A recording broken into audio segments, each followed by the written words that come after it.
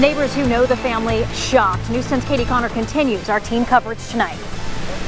Light white smoke, and then we started hearing the ambulance or fire trucks. Came out, the house was billowing with flames. A quiet Monday morning quickly turns chaotic. It scares me, and it just freaked me out to see all them on the ground. It's a nightmare in this 10th Street neighborhood. 5 members of a family stabbed, their home burned. Neighbors like Steve Hulb seen it all firsthand.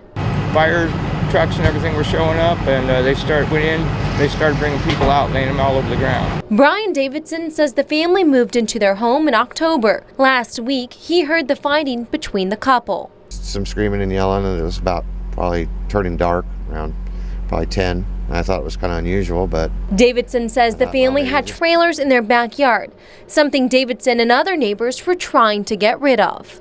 Looked to be that there was more than just one family living there, but evidently there wasn't. Other neighbors say they were a happy and friendly family, many just trying to figure out why such a tragedy happened to them. Covering your news in Medford, Katie Connor, News 10. Now, police still on scene here. Medford Police Lieutenant Bob Hansen joining me now with more on this investigation and how it's going to work from this point. And I guess, Lieutenant Hansen, what happens from here? Well, from this point on, what we're doing is writing a search warrant for the residents so we're able to go in and obtain any kind of evidence that's there.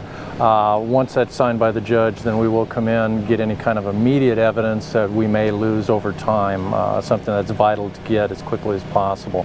And then once we've got all of the evidence from the residents here, we're making sure we're contacting any kind of witnesses, family members, anyone that knows anything about this.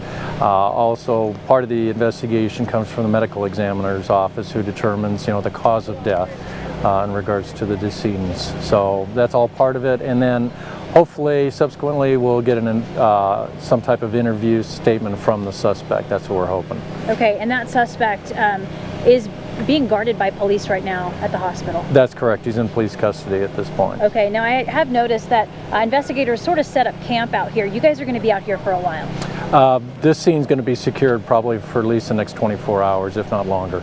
Okay. Now we've talked a little bit earlier. Any idea as far as a motive in this case so far?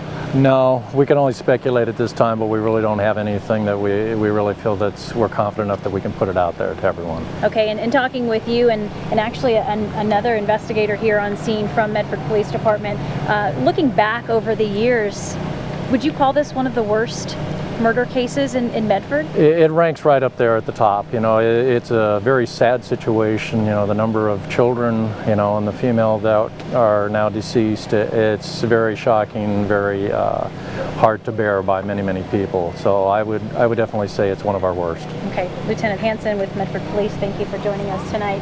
And Rick, for all of you back at the studio, just watching the neighbors come down here and kind of standing right outside of this crime tape, there really is sort of a somber scene out here. A lot of the neighbors just walking by, asking for a few details, and once they found out what happened right in this home right back here, kind of a shock comes across their face and a bit of sadness. A lot of these neighbors knew the kids who lived there and played with those kids, so definitely a neighborhood shocked by what happened this morning.